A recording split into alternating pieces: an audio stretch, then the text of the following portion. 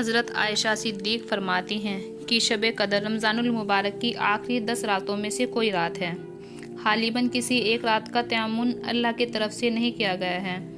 لوگ شب قدر کی فضیلت سے فائدہ اٹھانے کے لیے صرف ایک ہی رات میں اکتفا نہ کریں، بلکہ مختلف راتوں میں اس کی تلاش جاری رکھیں اور عبادت کرتے رہیں۔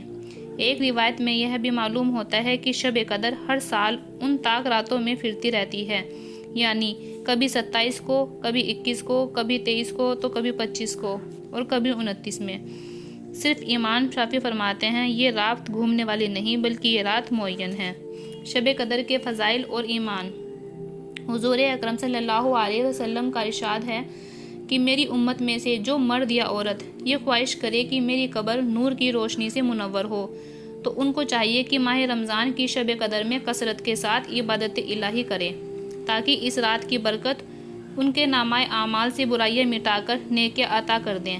شب قدر کی عبادت 70,000 شب کی عبادت سے بڑھ کر ہے۔ 21ویں شب کو 4 رکعت نماز اور 2 رکعت سلام سے پڑھیں۔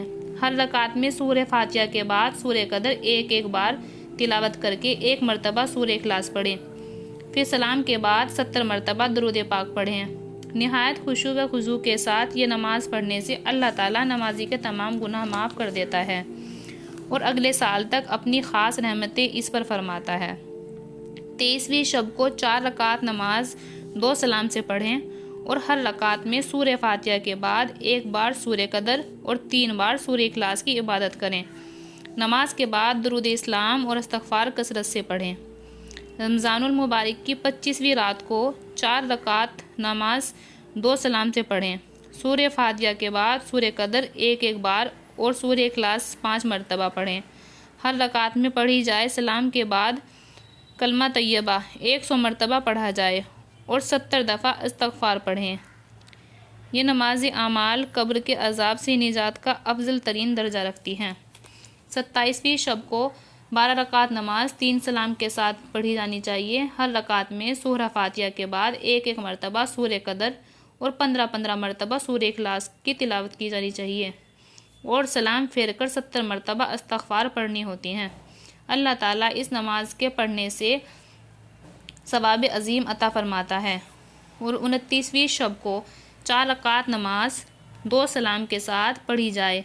ہر رکعت میں سورہ فاتحہ کے ساتھ 1 مرتبہ سورہ قدر اور سورہ اخلاص 3 مرتبہ پڑھیں، پھر سلام کے بعد 70 مرتبہ الم نشرح کا تلاوت کریں۔